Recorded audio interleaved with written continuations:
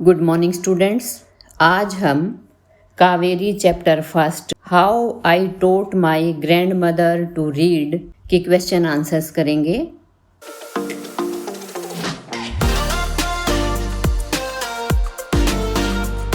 सबसे पहले है रिफ्लेक्ट एंड रिस्पॉन्ड। यहाँ पर फर्स्ट क्वेश्चन है complete the given word web. Word web दिया गया है जिसे हमें कंप्लीट करना है। तो यहाँ पर क्वेश्चन है why is it important to learn how to read and write. पढ़ना और लिखना सीखना क्यों महत्वपूर्ण है। तो यहाँ हमारा आंसर होगा टू गेन नॉलेज। सेकंड होगा to gain independence, to build confidence, to communicate. Question second, read the questions given below and share your answers with your classmates and teacher. Question first है which languages do your grandparents or elderly relatives speak? आपके grandparents और relatives कौन सी भाषाएं बोलते हैं? तो यहाँ पर हमारा आंसर होगा they speak Hindi language. Next है second, how do they spend their time? How do you spend time with them? वे अपना समय कैसे बिताते हैं और आप उनके साथ अपना समय कैसे बिताते हैं? आंसर होगा they spend their time praying, watching TV, gardening and chatting. वे अपना समय गार्डनिंग करके, चैटिंग करके, प्रेइंग करके स्पेंड करते हैं। और नेक्स्ट आएगा कि हम उनके साथ अपना समय कैसे बिताते हैं। तो इसका आंसर होगा I spend my time with them by listening to their life experiences, helping them with gardening etcetera. What is your favourite experience with them? आपका उनके साथ फेवरेट अनुभव क्या है? आंसर होगा my favourite experience is listening to their stories.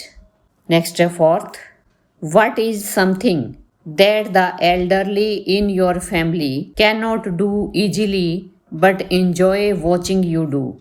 ऐसी क्या चीज़ है जो आपके परिवार में आपके बुजुर्ग आसानी से नहीं कर सकते और आपको वो चीज़ करते हुए देखकर वो इंजॉय करते हैं? तो ऐसी कौन सी चीज़ है? हमारे बुजुर्ग डिजिटल गैजेट्स को अच्छे से यूज नहीं कर पाते हैं और हम उनको अच्छे से कर लेते हैं। तो आंसर होगा they can not use mobile phones easily but they enjoy watching me use them. Next है question third, read the following passage, match the highlighted words with their meanings given in the box below. Box में जो words दिए गए हैं उन्हें जो नीचे passage दिया गया है उसमें जो हाईलाइटेड वर्ड्स हैं उनके साथ मैच करना है। तो यहाँ पर फर्स्ट है प्रोटैगनिस्ट। प्रोटैगनिस्ट को हम मेन कैरेक्टर के साथ मैच करेंगे, तो यहाँ पर 7th मार्क करेंगे। नेक्स्ट है डिबेट। डिबेट को डिस्कशन के साथ मैच करेंगे, तो यहाँ पर ये 4th नंबर लिखेंगे। नेक्स्ट है एपिसोड। एपिसोड होता है a part of story, 5th mark करेंगे। और नेक्स्ट है community. Community people living in one particular area, 3rd number पे है, तो यहाँ पर 3rd मार्क करेंगे। नेक्स्ट है कंसंट्रेशन, ये फोकस होता है, 6 मार्क करेंगे। नेक्स्ट है कन्विंसिंग। कन्विंसिंग हो जाएगा बिलीवेबल, तो यहाँ पर 2nd मार्क करेंगे।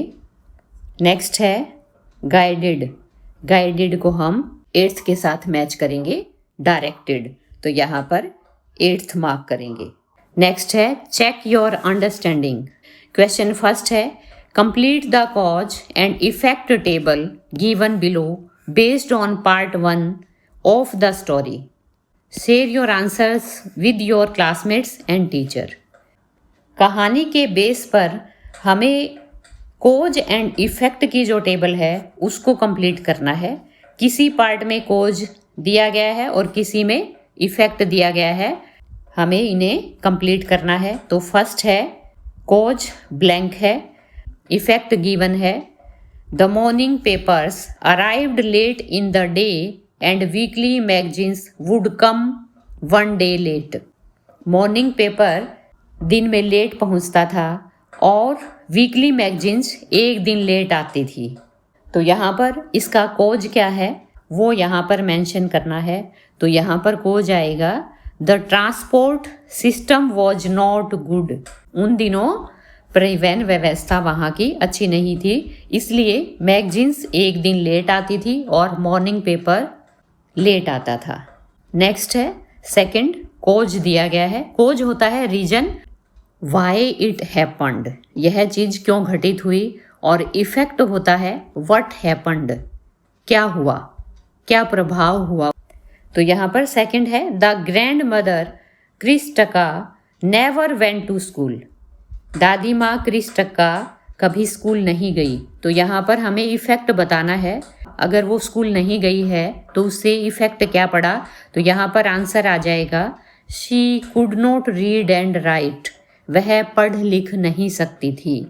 नेक्स्ट है थर्ड में हमें इफेक्ट दिया गया है और कोज हमें यहाँ पे राइट डाउन करना है। इफेक्ट है she was deeply interested in the story and discussed it with her friends. वह कहानी में गहरी रुचि लेती थी और अपने दोस्तों के साथ उसे डिस्कस करती थी। तो यहाँ पर कैसे कर पाती थी वो डिस्कस, क्योंकि नरेटर उसे उस कहानी को पढ़ के सुनाती थी। तो इसलिए यहाँ पर हमारा आंसर होगा the narrator read the story Kashi Yatre to हर। लेखिका काशी यात्रे नाम की कहानी उसे पढ़कर सुनाती थी। नेक्स्ट है फोर्थ में कोज दिया गया है और इफेक्ट हमें यहाँ लिखना है। कोज है the narrator went to a wedding for a week. लेखिका एक हफ्ते के लिए एक शादी में चली गई। तो इसका इफेक्ट क्या हुआ, the grand mother could not hear the next episode and felt helpless and upset. Narrator जो अपनी दादी को कहानी पढ़कर सुनाया करती थी, अब दादी माँ वो नेक्स्ट जो एपिसोड आया उसको नहीं सुन पाई और अपने आप को असहाय और अपसेट महसूस करती है। तो यहाँ पर हमारा आंसर होगा the grand mother could not hear the next episode and felt helpless and upset. Fifth है इफेक्ट दिया गया है the grand mother never went to school. दादी माँ कभी स्कूल नहीं गई। इसका कोज है क्यों नहीं गई, क्योंकि उन दिनों लड़कियों का स्कूल जाना जरूरी नहीं था। तो आंसर होगा in those days girls education was not considered necessary. उन दिनों लड़कियों की पढ़ाई, लड़कियों की शिक्षा आवश्यक नहीं मानी जाती थी। सिक्स्थ, यहाँ पर कोज दिया गया है the grand mother regretted not going to school. दादी माँ को स्कूल ना जाने का पछतावा हो रहा था। तो इसका इफेक्ट क्या हुआ, she decided to learn the alphabet and become independent. उसने अल्फ़ाबेट सीखने और इंडिपेंडेंट बनने का निर्णय लिया।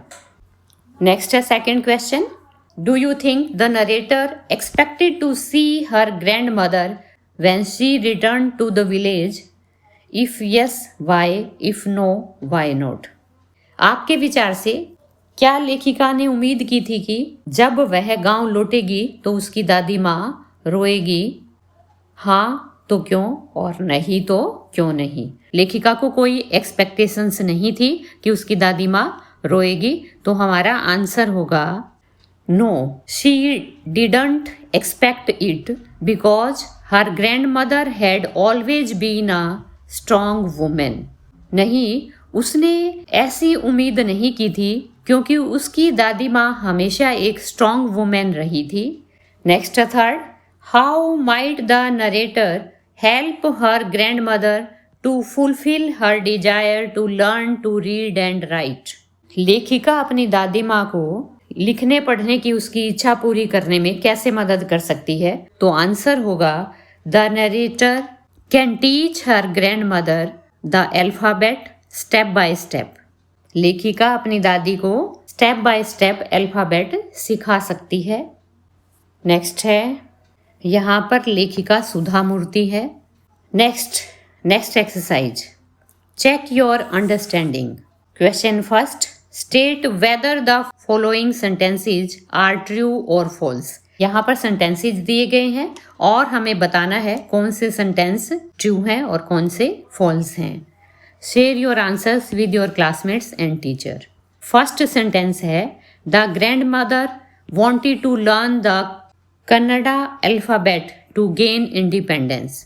दादी माँ इंडिपेंडेंस प्राप्त करने के लिए कन्नड़ अल्फ़ाबेट सीखना चाहती थी, तो ये एकदम से ट्रू है, तो यहाँ हम ट्रू लिखेंगे। नेक्स्ट है second, the grand mother asked someone in the village to read Kashi Yatre to her while the narrator was away. दादी माँ ने गांव में किसी और से अपने लिए काशी यात्रे पढ़ने के लिए कहा जब लेखिका वहां नहीं थी, तो ये एकदम से रॉन्ग है क्योंकि दादी माँ ने किसी से काशी यात्रे पढ़ने के लिए नहीं कहा था, तो यहाँ हम फॉल्स लिखेंगे। नेक्स्ट है third, the narrator was the grand mother's first teacher and taught her how to read Kannada. लेखिका दादी माँ की पहली अध्यापिका थी जिन्होंने उन्हें कन्नड़ा पढ़ना सिखाया, तो यहाँ पर ये ट्रू स्टेटमेंट है। लेखिका ने ही अपनी दादी को कन्नड़ पढ़ना सिखाया था। नेक्स्ट है fourth, the grand mother believed that there was no age limit for learning. दादी माँ का विश्वास था कि पढ़ने की कोई आयु सीमा नहीं होती, कोई एज लिमिट नहीं होती, तो ये एकदम से सही है, तो यहाँ ट्रू लिखेंगे। नेक्स्ट है fifth, the grand mother touched the narrator's feet as a mark of respect for her as a teacher.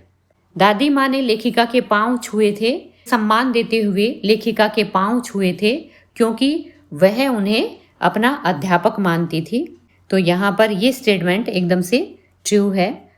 Sixth, the narrator was disappointed with the progress her grand mother made in learning to read. लेखिका पढ़ना सीखने में अपनी दादी माँ की progress से disappoint थी, नाखुश थी, तो ये स्टेटमेंट एकदम से फॉल्स है। दादी माँ बहुत अच्छा पढ़ रही थी, बहुत अच्छी प्रोग्रेस कर रही थी, फॉल्स लिखेंगे। Next exercise, critical reflection. Question first, read the extracts given below and answer the questions that follow. यहाँ पर एक्सट्रैक्ट्स दिए गए हैं जिन्हें पढ़कर हमें क्वेश्चंस के आंसर देने हैं, तो यहाँ पर फर्स्ट एक्सट्रैक्ट है, when I came back to my village. जब मैं वापस मेरे गांव आई, I saw my grand mother in tears. मैंने मेरी दादी माँ को रोते हुए देखा। आई वॉज सरप्राइज्ड, मैं हैरान थी, फॉर क्योंकि I had never seen her cry even in the most difficult situations. क्योंकि मैंने उन्हें कठिन से कठिन परिस्थितियों में भी कभी रोते हुए नहीं देखा था। What had happened? क्या हुआ? I was worried. मैं चिंतित थी। अवा, is everything all right? Are you okay? अवा, क्या सब कुछ ठीक है? Are you okay? क्या आप ठीक हैं? I used to call her अवा. मैं उन्हें अवा बुलाती थी, which means mother in the Kannada spoken in North Karnataka. जिसका मतलब उत्तरी कर्नाटका की कन्नड़ में माँ होता है।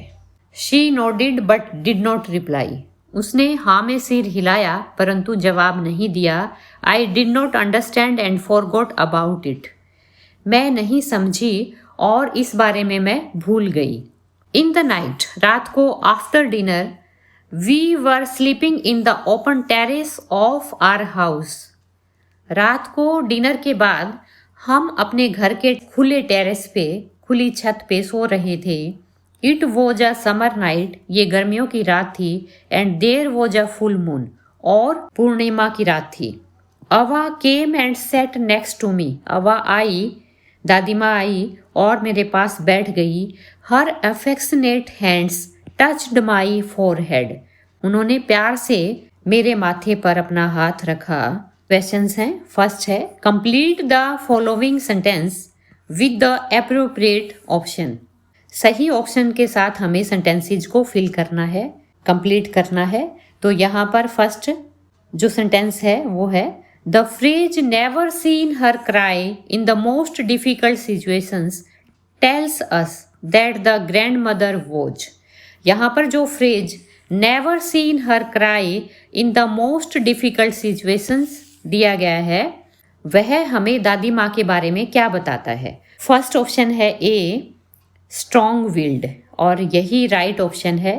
पक्के इरादे वाला, दृढ़ इच्छा शक्ति वाला और साहसी होता है, इसलिए ये दादी माँ की सभी क्वालिटीज को समाये हुए है। तो यहाँ पर राइट ऑप्शन स्ट्रॉन्ग विल्ड ही होगा। बाकी बी ऑप्शन है अंडरस्टैंडिंग, समझदार। सी जो है कंसीडरेट है, ये भी समझदार होता है। डी है बोल्ड, साहसी। तो यहाँ पर राइट ऑप्शन होगा ए स्ट्रॉन्ग विल्ड। नेक्स्ट है second, complete the following with the correct option from those given in the brackets. Brackets में जो ऑप्शंस दिए गए हैं उनसे हमें सेंटेंसेज को कंप्लीट करना है।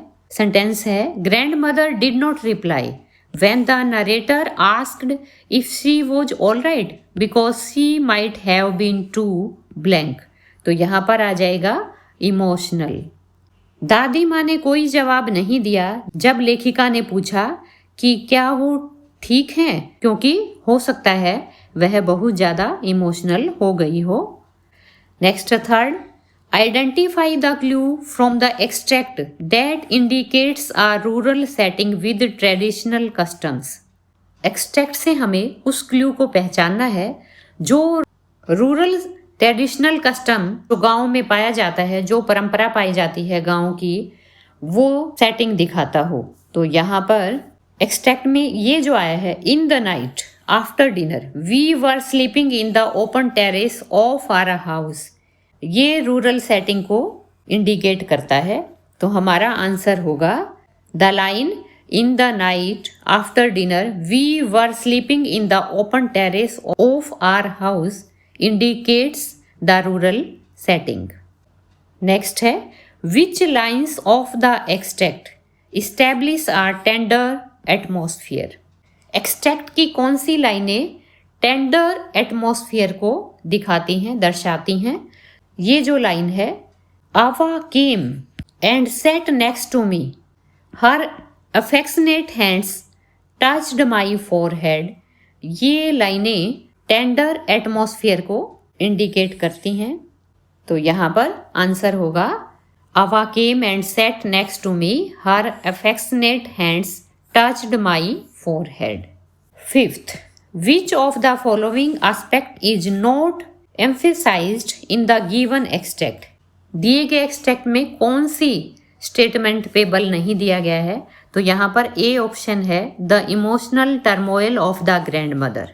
दादी माँ की भावनात्मक उथल पुथल, जो उतार चढ़ाव दादी माँ के दिमाग में चल रहा था, वो भावनात्मक उतार चढ़ाव, इसकी यहाँ पर चर्चा की गई है। ये ऑप्शन रॉन्ग होगा। नेक्स्ट है be the affectionate bond between the narrator and her grand mother.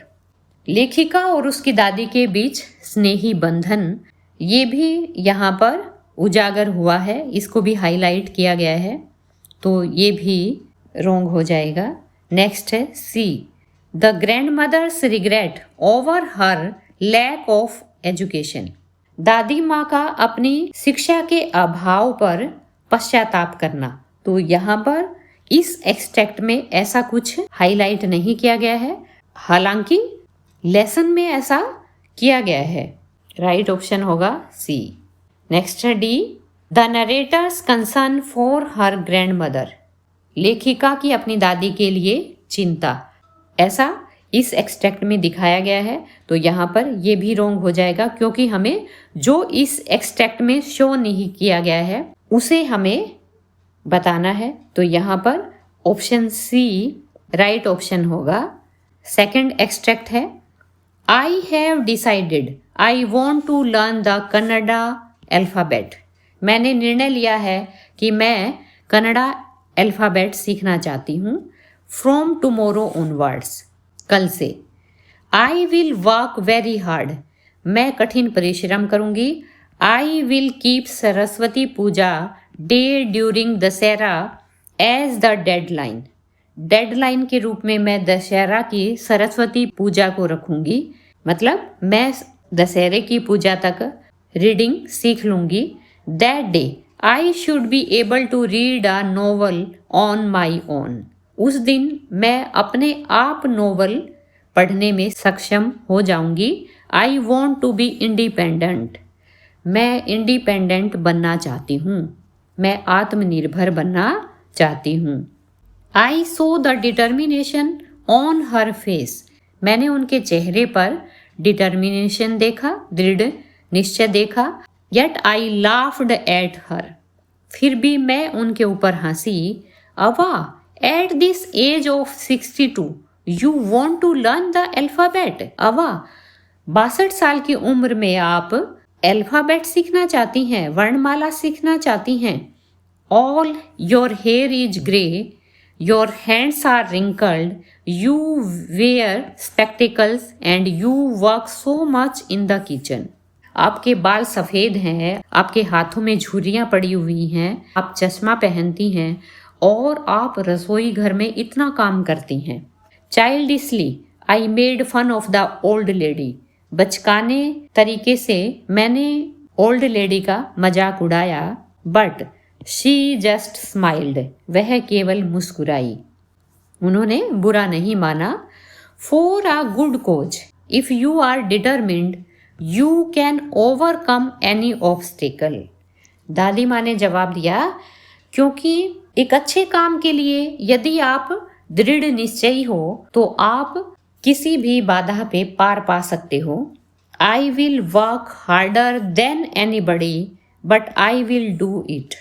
मैं किसी से भी ज़्यादा मेहनत करूँगी परंतु मैं इसे सीखूंगी। For learning there is no age bar. सीखने की कोई उम्र की सीमा नहीं होती। First question, what does the grand mother's statement I want to be independent reveal about her character. I want to be independent जो स्टेटमेंट दी गई है उसे दादी माँ के चरित्र के बारे में क्या पता चलता है? तो यहाँ पर ऑप्शंस गिवन है। ए ऑप्शन है, she wanted to be literate, वह साक्षर होना चाहती थी। B, she desires self sufficiency, वह स्वावलंबी बनना चाहती थी। C, she wants to prove her intelligence to others, वह दूसरों के सामने अपनी इंटेलिजेंस को प्रूव करना चाहती है। D, she feels pressured by society to learn, वह सीखने के लिए सोसाइटी का प्रेशर महसूस करती है। तो यहाँ पर ऐसा कुछ नहीं है, तो हमारा राइट ऑप्शन होगा B, she desires self sufficiency, वह स्वावलंबी बनने की इच्छा रखती है। Second, fill in the blank with the appropriate option from those given in brackets. Brackets में दिए गए ऑप्शन से हमें सही ऑप्शन को चूज करना है। स्टेटमेंट है, the grand mother's determination shows that learning has no blank. दादी माँ का दृढ़ निश्चय दिखाता है। तो यहाँ पर राइट ऑप्शन होगा एज लिमिट, यहाँ आ जाएगा एज लिमिट। नेक्स्ट है third, complete the following with a suitable reason. Suitable reason भरना है। The narrator laughs at her grandmother's decision to learn the alphabet at the age of 62 because. लेखिका की दादी माँ का 62 साल की उम्र में अल्फाबेट सीखने का जो निर्णय है उस पर लेखिका हंसती है। क्यों? बिकॉज का आंसर देना है। She thinks that her grand mother is too old to learn the alphabet. वह सोचती है कि उसकी दादी माँ अल्फाबेट सीखने के लिए बहुत बूढ़ी हैं। दादी माँ की उम्र अल्फाबेट सीखने वाली नहीं है। Fourth, list any 2 qualities displayed by the grand mother. दादी माँ की कोई 2 क्वालिटीज को यहाँ पे बताना है जो यहाँ पर डिस्प्ले की गई है। The grand mother is determined and hard working. दादी माँ की जो क्वालिटीज हैं वो हैं determined and hard working. Next है fifth, how can we say that the narrator is making assumptions about her grand mother. हम कैसे कह सकते हैं कि लेखिका अपनी दादी माँ के बारे में assumptions कर रही हैं, अनुमान लगा रही हैं। आंसर होगा the narrator's initial assumptions about her grand mother based only on age and appearance were proven wrong by her success. Next second, answer the following questions. Question first, why do you think the grandmother felt embarrassed to ask someone else to read to her while the narrator was away? आपको क्यों लगता है कि लेखिका जब वहाँ नहीं होती है तो दादी माँ अपने लिए दूसरे से पढ़वाने में शर्मिंदा महसूस करती है? तो ऐसा क्यों है? तो आंसर होगा the grand mother felt embarrassed because she didn't want to expose her inability to read to outsiders. तो यहाँ इतना ही सफिशियंट है, हम इसका आंसर यहाँ तक दे सकते हैं। दादी माँ शर्मिंदा महसूस करती थी क्योंकि वह बाहर वालों के सामने अपनी अक्षमता को एक्सपोज नहीं करना चाहती थी। अगर लेंदी क्वेश्चन आ जाता है तो उसके लिए हम आगे भी पढ़ लेते हैं। Asking others would make her feel deeply helpless, dependent and ashamed of her illiteracy. दूसरों को अपने लिए पढ़ने के लिए कहने से अपनी निरक्षरता के कारण दूसरों के सामने अपने आप को शर्मिंदा महसूस करती है, असहाय महसूस करती है, डिपेंडेंट महसूस करती है।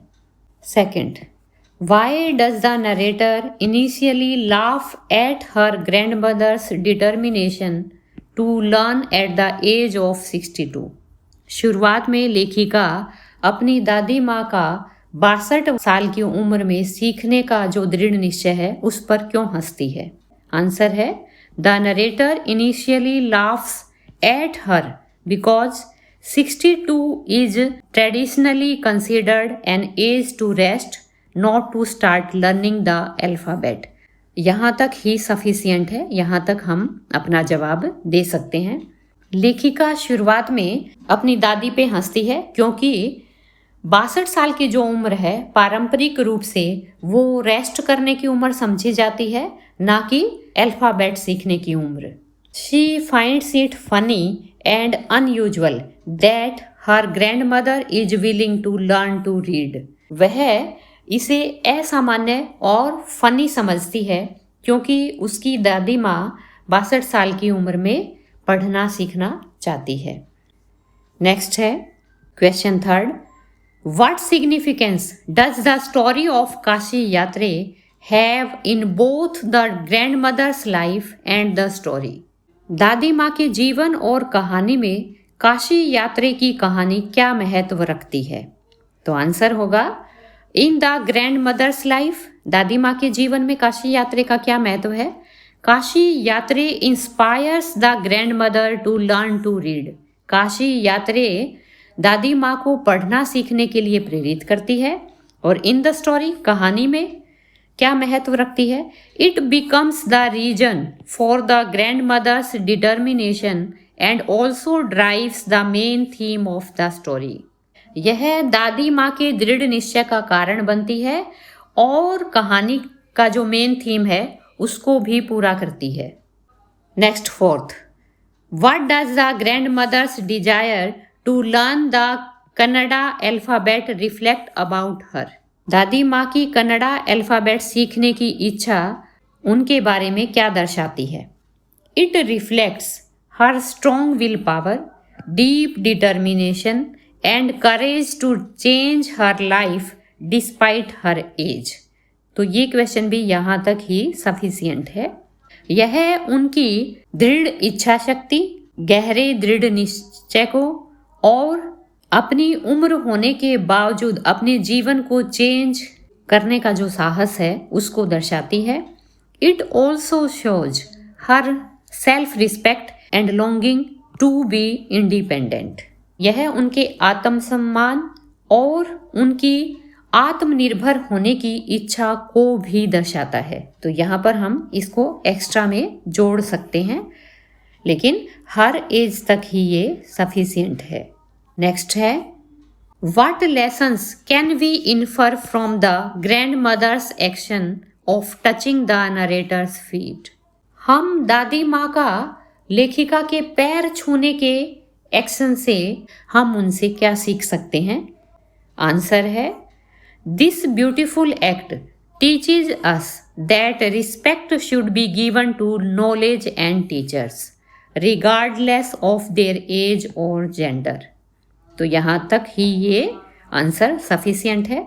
यह ब्यूटीफुल एक्ट जो दादी माँ करती है लेखिका के पैर छूने का, यह हमें सिखाता है कि नॉलेज और टीचर को हमें रिस्पेक्ट देना चाहिए, सम्मान देना चाहिए, बिना उनकी उम्र का परवाह किए। It shows that a true learner remains humble and that gratitude towards someone who guides you is above all social customs. यह दिखाता है कि एक सच्चा शिक्षार्थी हमेशा विनम्र रहता है और आभारी रहता है जो कोई भी उनको गाइड करता है। सोशल कस्टम से ऊपर जाकर वह उनका आभारी रहता है। Question 6, what does the following line tell us about the broader theme of the story. निम्नलिखित लाइन हमें कहानी के विस्तृत थीम के बारे में क्या बताती है? लाइन है, for a good cause if you are determined you can overcome any obstacle. एक अच्छे कारण के लिए अगर आप दृढ़ निश्चयी हैं तो आप हर कोई बाधा को पार कर सकते हैं। तो इससे हमें स्टोरी के ब्रॉडर थीम के बारे में क्या पता चलता है? आंसर है, this line represents the central theme that age is just a number when it comes to education. यह लाइन कहानी के सेंट्रल थीम को प्रस्तुत करती है कि जब पढ़ाई की बात आए, एजुकेशन की बात आए, तो यहाँ पर एज कोई मैटर नहीं करती। एज केवल यहाँ पर एक संख्या होती है। If your intentions are pure and your dedication is strong, physical limitations और societal stereotypes can not stop you from achieving your goals. यदि आपका इरादा सच्चा है और आपका समर्पण स्ट्रॉन्ग है, तब शारीरिक बाधाएं या सामाजिक रूढ़िवादिता आपको गोल प्राप्त करने से नहीं रोक सकती हैं। टू एजुकेशन तक आंसर दे सकते हैं। ये आंसर यहाँ तक ही सफिशिएंट है।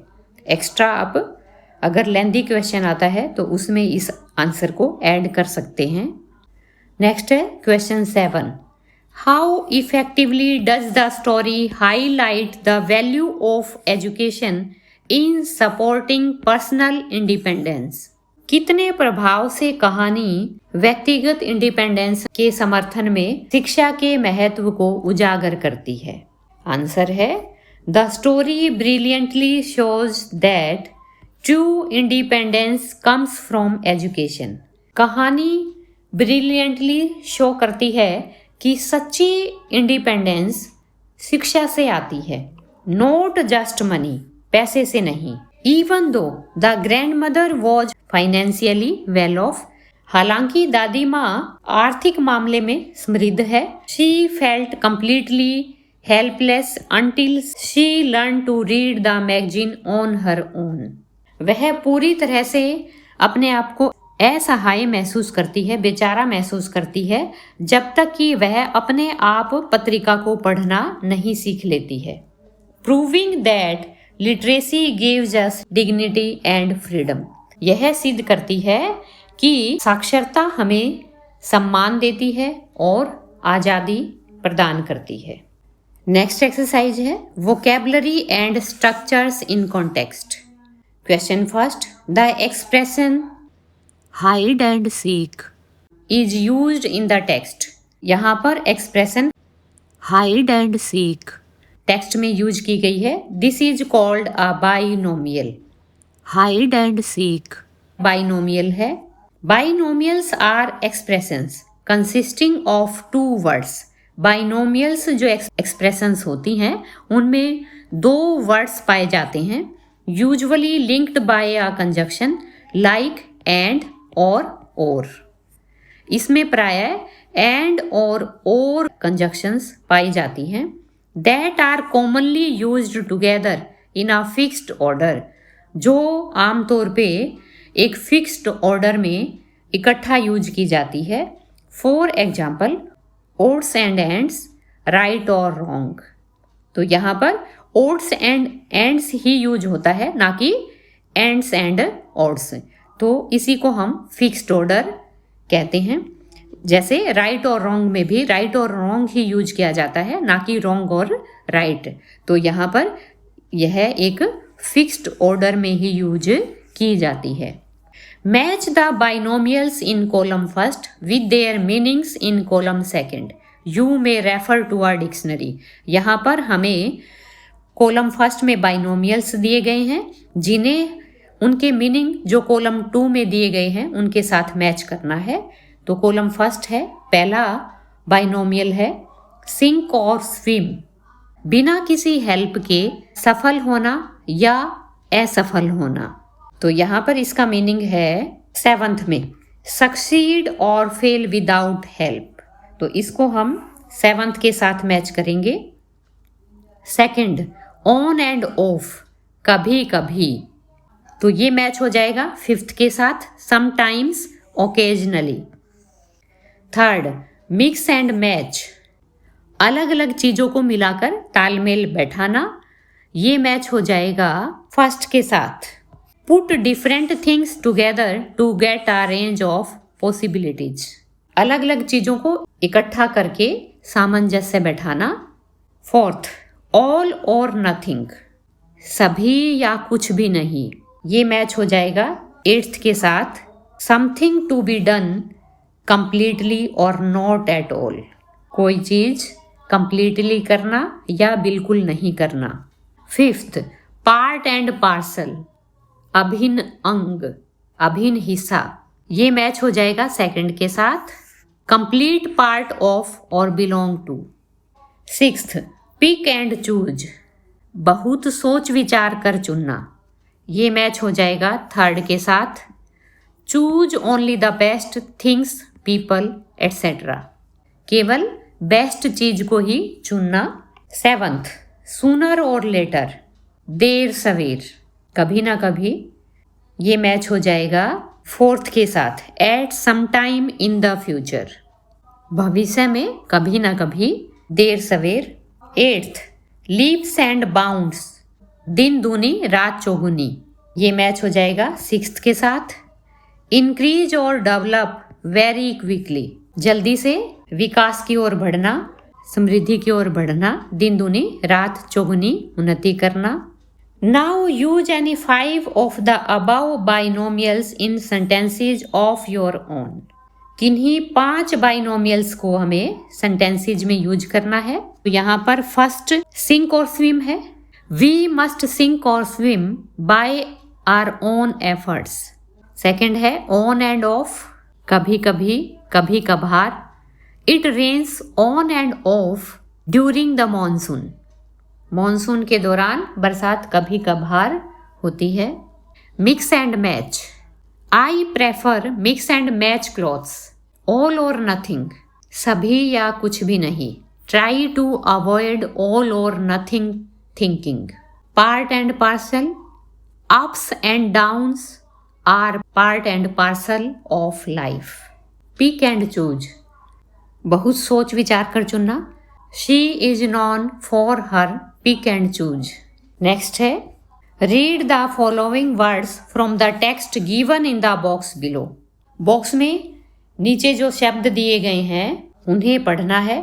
फर्स्ट है अनहैप्पी, नाखुश। अनयूजुअल, असामान्य। अनफॉर्चुनेटली, दुर्भाग्य से। इररिस्पेक्टिव, निरपेक्ष, बिना परवाह किए। इंडिपेंडेंट, आत्मनिर्भर। These words are made by adding suitable prefixes un, ir and in. ये ऊपर जो दिए गए शब्द हैं इनमें प्रीफिक्सेस का यूज किया गया है अन, इर और इन का, to give an opposite or negative meaning to the words. और प्रीफिक्सेस के बाद ये वर्ड्स अपोजिट बन गए हैं या फिर नेगेटिव मीनिंग है। Now make words by adding the suitable prefixes given in the box to the words from the text in column first. Box में प्रीफिक्सेस दिए गए हैं उनका यूज करते हुए हमें नए शब्द बनाने हैं। Right the prefixed words in column 2। जो प्रीफिक्सेस लगने के बाद जो नए शब्द बनेंगे, नए वर्ड्स जो बनेंगे उन्हें हमें कॉलम 2 में लिखना है। 1 example has been done for you. एक एग्जाम्पल करके दिखाया गया है। कॉलम फर्स्ट में है फर्स्ट पॉपुलर। कॉलम 2 में न्यू वर्ड प्रीफिक्स के बाद अनपॉपुलर बनाया गया है, ये यहाँ पर रिटन है। सेकंड है बिलीफ। बिलीफ के साथ हम डिस प्रीफिक्स का यूज करेंगे तो ये बन जाएगा disbelief. Third important. Un prefix का यूज करेंगे तो ये बन जाएगा अनइम्पोर्टेंट। नेक्स्ट है fourth respect, disrespect. Dis prefix का यूज करेंगे। नेक्स्ट है फिफ्थ करेक्ट, इनकरेक्ट। सिक्स्थ है कंटिन्यू, डिसकंटिन्यू। डिस प्रीफिक्स का यूज करेंगे। Understand, misunderstand. मिस यहाँ पर प्रीफिक्स आया है तो मिसअंडरस्टैंड बन जाएगा। नेक्स्ट है ऑर्डिनरी। एक्स्ट्रा प्रीफिक्स का यूज करेंगे, ये बन जाएगा एक्स्ट्रा ऑर्डिनरी। नेक्स्ट है इंटरेस्टिंग, ये बन जाएगा अनइंटरेस्टिंग। नेक्स्ट है पॉसिबल। इम यहाँ पर प्रीफिक्स लगेगा, इम्पॉसिबल हो जाएगा impossible. Third identify any 5 words with prefixes from the story and make sentences using each. तो ये मैंने चुन लिए हैं। फर्स्ट है unhappy, I am unhappy with your friends. Next है unfortunately, unfortunately the bus arrived late. Next independent, I like his independent nature. Unusual, it is unusual to be a student at the age of 62।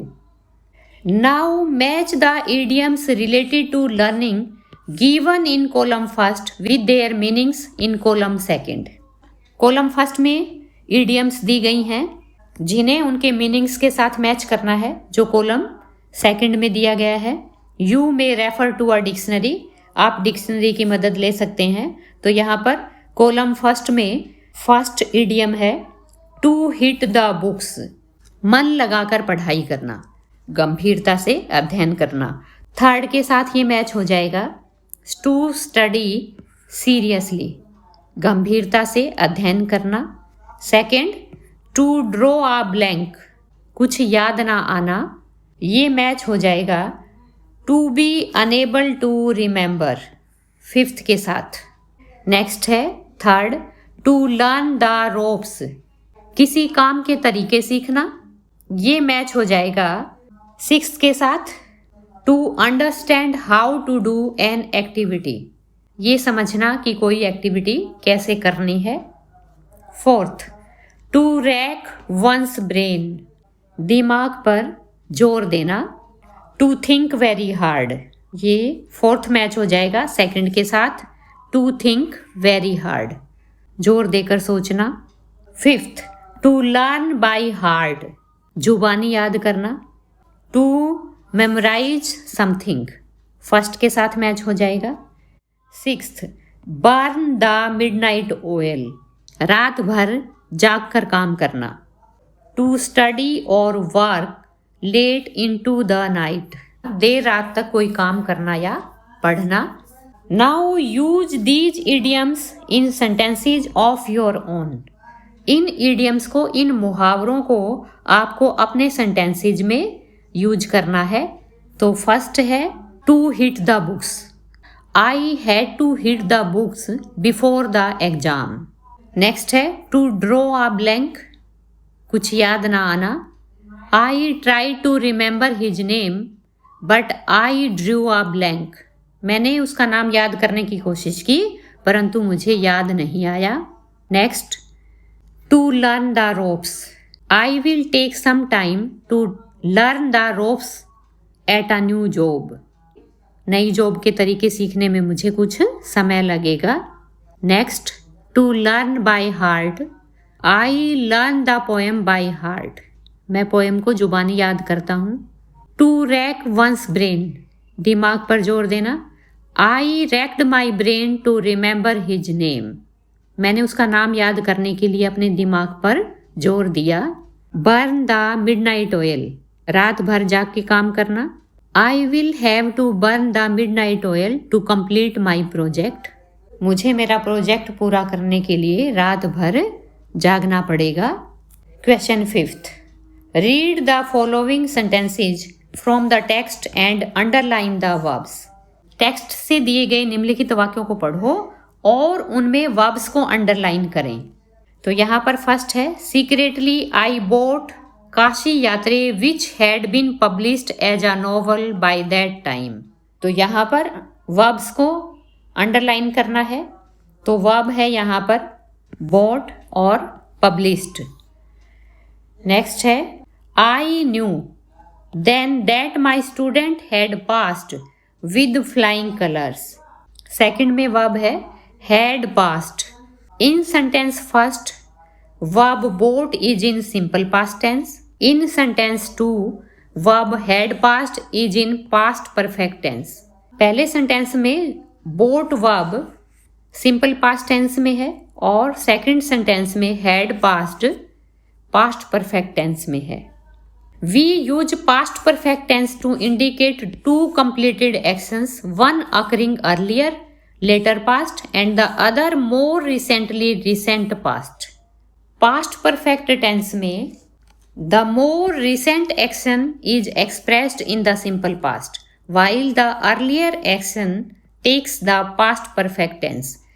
जब एक sentence में दो actions past में हुए होते हैं तो उनमें जो एक्शन पहले होता है उसके लिए हम पास्ट परफेक्ट टेंस का यूज करते हैं और रिसेंटली जो एक्शन होता है उसके लिए हम सिंपल पास्ट टेंस का यूज करते हैं। Bye the time I reached the party everyone had finished eating. उस समय तक जब मैं पार्टी में पहुंचा हर कोई अपना खाना फिनिश कर चुका था।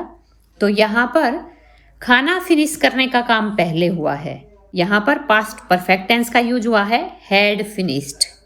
पास्ट परफेक्ट टेंस में हैड प्लस वर्ब की थर्ड फॉर्म का यूज होता है। तो यहाँ पर हैड फिनिश्ड आया है।